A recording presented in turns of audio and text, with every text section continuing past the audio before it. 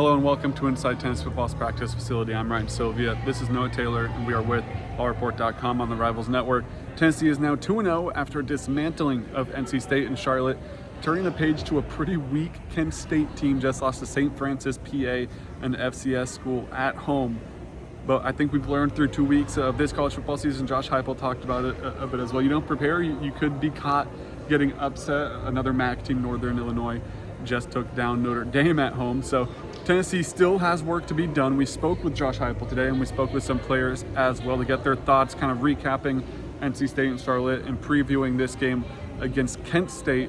Start with you, Noah. What are your thoughts on what Josh Heupel had to say? Yeah, it kind of feels like, year 4 now, Josh Heupel's still kind of having to maybe try to distance himself from the, outside perception of his offense. And being air raid is the one used. Obviously ran that when he played at Oklahoma.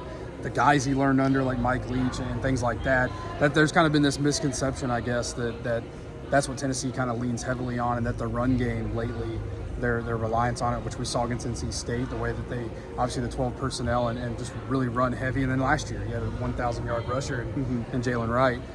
Seems like he's still kind of having to deal with maybe people, thinking that he's changed maybe a little bit here. But I thought it was interesting when he was asked about it and said that he kind of found that laughable, that people look at it that way and have that kind of outlook and misconception of what, he tries to do here. Again, you saw it last year, how heavily they leaned on the run. You're seeing it right now with what Dylan Sampson's been able to do here in the first 2 weeks. You go back to that Iowa game, that's 3 straight games for him, over 100 yards rushing. So obviously something that Tennessee leans heavily on. And obviously, I don't think you'll see that every single game this year. There'll be times that they'll have to balance it out a little, but I just thought that was kind of an interesting note from him today. Yeah, I think there's a stat too where it's like 17 straight wins for Josh Heupel, and they rushed over 200 yards or something like that, and that was clearly the game plan against NC State, and they executed it pretty well. Also talked about some injuries. Cameron Seldon and Caleb Perry held out of the contest, and then Jacoby Thomas kind of went down, looked like maybe a stinger or something with his shoulder late in the game after he had a nice game, including a sack. He said he anticipates all of them. I think it was to be ready to go or something along those lines. We'll see.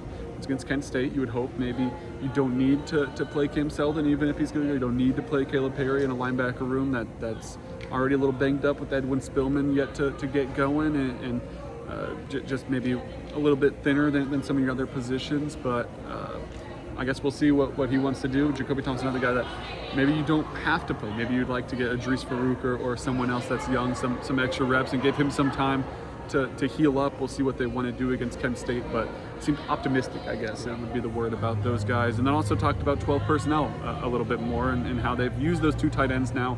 And he kind of echoed the same sentiment of how, hey, in the past, at the top of the room, we were good. Jacob Warren, Princeton Fant, McCullen Castles last year, like those are good guys at the top. You could maybe get too deep, but you couldn't get farther past that onto the depth chart and still feel pretty comfortable. And when you want to run 12 personnel, you kind of want to do how Tennessee did against NC State, where you have 2 guys, Kitzelman and Stays, in the game, and then maybe they check out, and you bring in Ethan Davis and a wide receiver. So you kind of need 3 guys to be able to do that.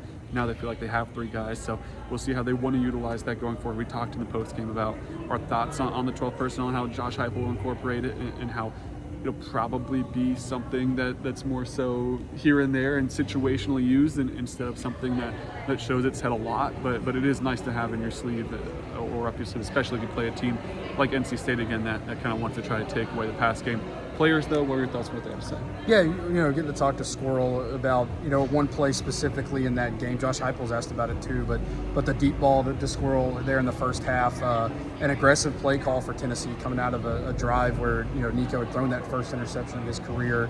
Obviously, NC State was able to return that, and the defense, holds. I can't remember if that's when they got the field goal or came away empty on that drive. There's 2 scoring opportunities for NC State in that game, so can't really remember which one that one ended in.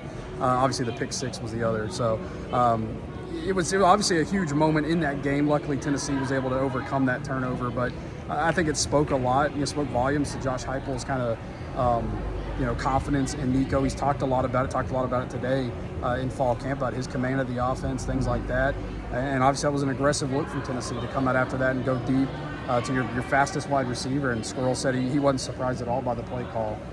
He credited Joey Halsley for calling it and and that moment in the game was a huge, kind of momentum shift, I think, for Tennessee. Obviously, Will Brooks' interception is one you could pinpoint, but I think staying aggressive there and setting up the offense there right after that pick shows you just the confidence they have in the offense. And I think that's a kind of prime example of using those tablets on the sidelines. Yeah. For White talked about how you're able to watch film immediately. We're able to see, called it earlier in the game, was open. Let's go back. Let's see how we can take advantage of it, and then you connect down the field later.